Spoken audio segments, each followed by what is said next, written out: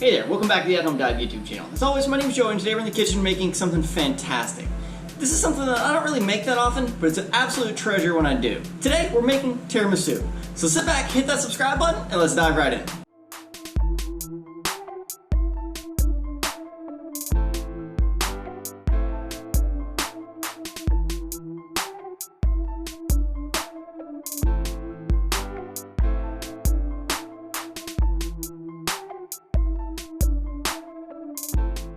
So today on the counter we have a super simple list of ingredients. We have 9 egg yolks that we have set up in a double boiler in a heat-proof bowl. We also have 1 cup of granulated sugar.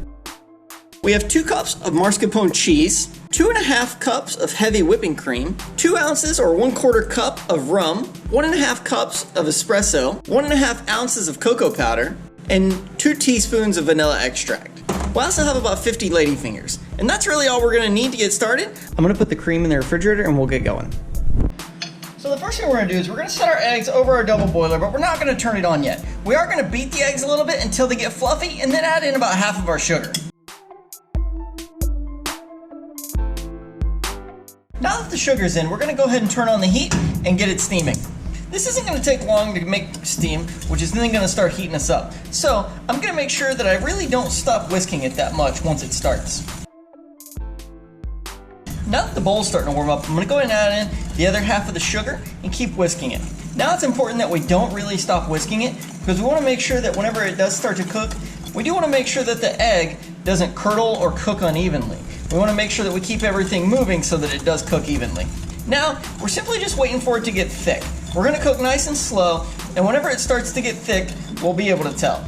At this point, you can see the granules of sugar are starting to get smaller. If you touch the egg, you'll notice that it's starting to warm up quite a bit. And so now it should start thickening quite a bit. The whisk is starting to leave more of a trail, and the center, when you whisk it, is starting to get lower. If you notice, the stream is just a touch thicker. So we're gonna go until it's a little bit thicker, and then I'll show you again.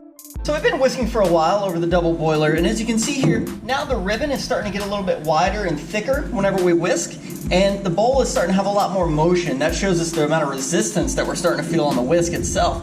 So literally, if I let go of the bowl, you can see that it starts to move a lot more.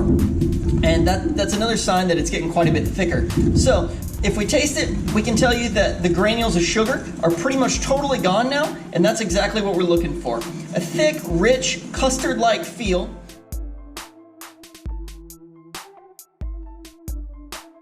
So now we're gonna go ahead and take it off the heat, and now's when it'll really start to cool down a little bit. While the egg mixture is cooling down a touch, we're gonna go ahead and beat the cheese until smooth. We're also gonna go ahead and add in the rum.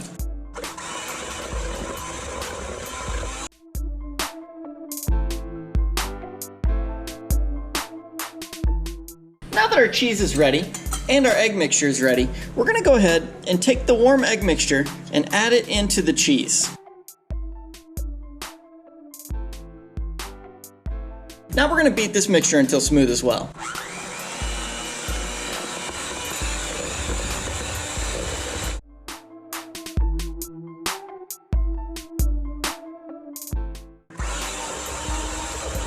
Now that this is nice and smooth, we're gonna go ahead and set it aside and move on to the whipped cream. For our whipped cream, we're gonna take the 1.5 cups of cold cream and the 2 teaspoons of vanilla extract. And we're gonna beat these on low to medium for a really long time, nice and slow. That way we have nice structured whipped cream that won't break down over the next 2 days. One eternity later. So you want to whip your whipped cream until it goes to like medium peaks. It doesn't need to be super hard because you don't want the structure to start to break down, but you want it to be strong enough that it holds its shape whenever you start to fold stuff into it. So now that this is nice and firm, we're gonna go and fold it and the cheese in together. So to fold the cream into the egg and cheese mixture, what I'm gonna do is I'm gonna start by taking about 1/3 of the mixture and I'm just gonna set it over in with a spatula. And then I'm gonna roll them into each other. The reason you do this is so that it tries not to smash as much of the air out of the cream as possible. And now I'm gonna add the remainder of the whipped cream. If at first it doesn't look like your cream's gonna go together and be smooth, just be patient and keep folding. Eventually it'll go together. A few moments later. You don't want to overbeat this. So once it does go together and get nice and smooth, go ahead and put it in the refrigerator. Now comes the fun part. Now we actually get to see the tiramisu start taking shape. So what I'm gonna do is I'm gonna take the lady fingers and I'm gonna dip them in the espresso, but just for a second. You don't want them to get soggy. I give them just a double dip.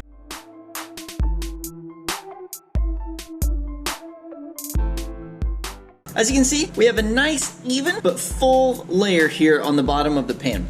That's exactly what you want. You don't want any gaps. So now, let's move on to the next step. For the next step, we actually get to start building the tiramisu. So we're gonna go ahead, and I'm gonna put about half of the cream mixture down on top of the lady fingers. Then, I'm gonna take a spatula and just kind of spread it out till it's close to even. Now it's time to do another layer of lady fingers.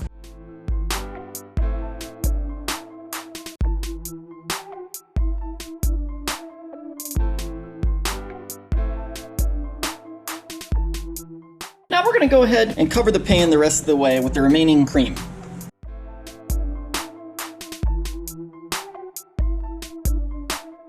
This time it's more important that you get it nice and smooth because there is not gonna be another layer of lady fingers to hide it. So this time you're gonna see exactly what you produce.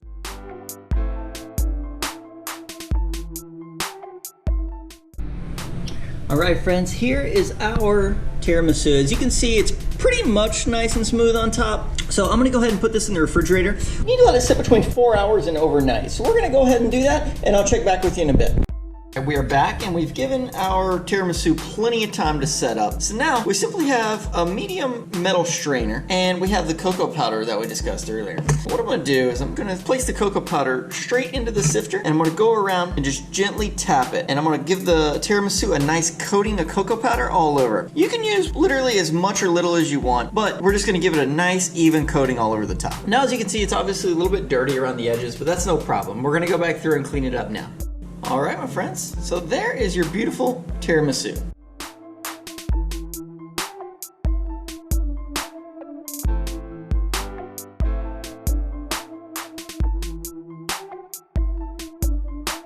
All right, friends, well, that wraps us up on how to make homemade tiramisu. Comment below and let me know how yours turns out. Thank you very much for watching. If you liked the video, be sure to subscribe. Have a great day.